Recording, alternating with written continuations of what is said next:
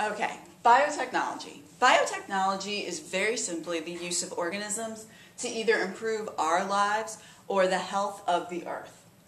There are several different types of biotechnology. Some of them are very complex and lab-based, some of them are not. First, we're going to talk about some of them that are not. The first one we're going to talk about is selective breeding.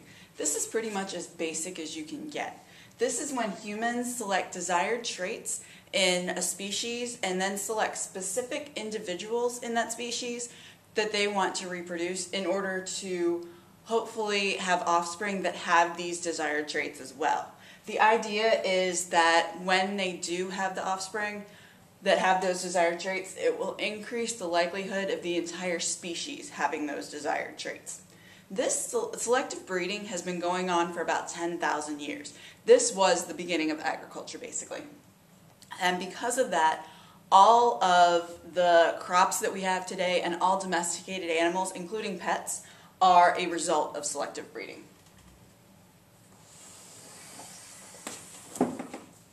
The second type is fermentation. Fermentation is when a sugar of some sort, either glucose, lactose, there are a whole bunch of them, is broken down in the absence. This is the key word here, absence of oxygen. And think way back to chemistry when we talked about oxygen, it has to be O2. It's never going to exist in just its elemental state. So when the sugar is broken down in the absence of oxygen, it forms either an alcohol or an acid. People have been using this for about 6,000 years, so this is not a new concept either. This is just an example of one type of fermentation, but there are a whole bunch. So normally cells go through cellular respiration.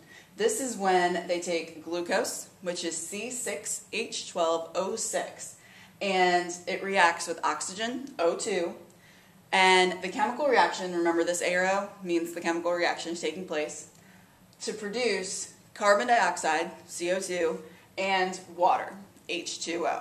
That's what normally happens, but when this oxygen isn't present, this glucose still breaks down. It's C6H12O6, remember? It breaks down, but because there's no oxygen, it breaks down into ethanol, which is C2H5OH, and carbon dioxide. So this is what happens when bread is made. This is when yeast is used to make bread. This is the reaction that takes place. So the smell that's very distinctively bread, that's the yeast producing the alcohol.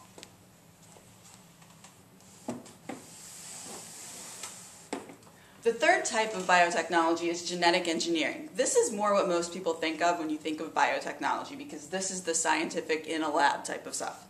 So this occurs when the genetic material of an organism is changed in some way so that the organism is able to perform functions that it might not be able to in nature. So there are a whole bunch of examples of this. These are just a few. The first one has to do with diabetics. So diabetics have a problem where they can't produce a molecule called insulin. They either can't produce it or they can't use the insulin that they produce. That insulin is used to help them break down sugar in their blood. And if they can't do that, then their sugar goes through the roof and they have all kinds of problems. So what we can do now is we can take the gene for human insulin and we can put it into bacteria. And those bacteria essentially become human insulin factories. They pump out lots and lots of human insulin that we can then harvest and use for diabetics. In the past, they've always had to use animal insulin, which worked, but a lot of people had negative reactions to it. So this is a much better option for them because it's the right species of insulin. The second type is called cloning. Cloning is when you make an exact copy of an organism. And generally, when you think about cloning, a lot of people have heard of that because of TV shows and movies and that kind of thing, and they make clones of people and all that kind of stuff.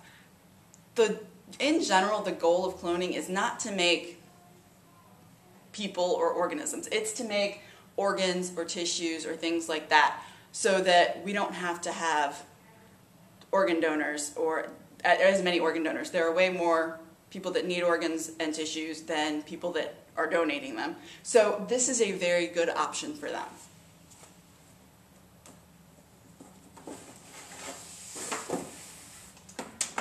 The third example of genetic engineering is genetically modified foods. You've probably heard of this because it's been in the news a lot.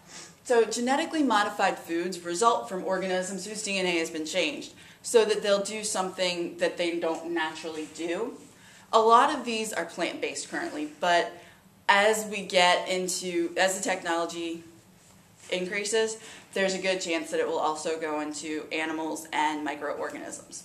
So really, for the most part, what they do with the plants is that they try and make them sturdier and hardier and more resistant to disease or to things like herbicides or pesticides, so that if they are resistant, if the crops are resistant to herbicides, then when they spray a field with herbicides, which kill plants, it'll kill the weeds that are in the field, but it won't kill the crops that we want to grow there.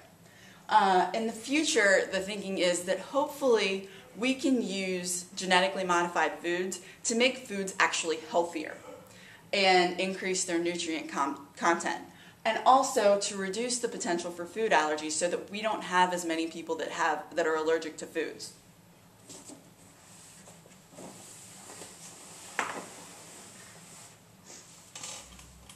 Now, when we talk about biotechnology, there are some very important factors in it. One of the most important are enzymes. Enzymes are biological catalysts. And remember from chemistry, a catalyst is a substance that speeds up a chemical reaction. So enzymes make it go faster and make it easier to produce things. So the reason that the enzymes are so important in biotechnology is because, like I said, they make it go faster. So they increase the rate that products are made, and this is called productivity. It also increases the amount of product that's made, and this is called yield. Another reason that they're very important is that each enzyme is specific to a reaction, which means that you have to have specific reactants in order for a chemical reaction to take place and use the enzyme.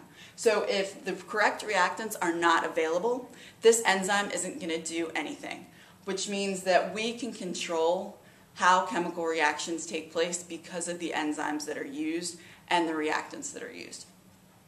The third way that enzymes are important and useful is because they're sensitive to factors like temperature and pH and other environmental factors. So we can control, again, just like with the type of reactants, we can control the environment in which they're in so that we can speed it up or slow it down based on the temperature and everything like that.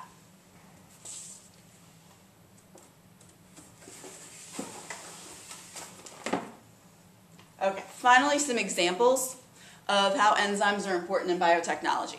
So the enzyme lactase is used to break down, in most people's bodies, the sugar lactose. Lactose is found in dairy products. However, some people are lactose intolerant, which means that they either don't have enough lactase or can't use the lactase that they have for whatever reason, so they can't have dairy products. So the enzyme lactase can be used to break down the lactose that's in dairy products before they're sold, so that people who are lactose intolerant can have those dairy products. Another way that enzymes are very important and useful in biotechnology is with plastics. Traditionally, plastic is made from petroleum or oil, which is non-renewable, which means that there's only a finite amount on Earth. Once it's gone, it's gone. It's also not biodegradable, which means that organisms that are decomposers like bacteria and fungi can't break it down. So plastic that's made from petroleum is not renewable and it's not biodegradable. But what we can do is we can take the stalks and the husks of corn, which is renewable because we can always grow more corn, and biodegradable because it comes from a living thing. We can take those and we can break them down using enzymes into their basic components and then build them up into plastic that's biodegradable and renewable. This concept is called sustainability. That's when you use renewable resources instead of non-renewable ones to create things, anything really. So this is very important for the earth in general, but also for North Carolina, because we don't have oil here in North Carolina. We either have to buy it, or we have to buy it and import it from either other states or other countries. Whereas we have plenty of corn and the resources to grow more corn. So we can make plastic from corn here in North Carolina, which increases the number of jobs here and the economy. But if we have to buy oil from somewhere else, then it costs money that we have to ship out of the state. So sustainability wise, plastic made from corn is very good for North Carolina.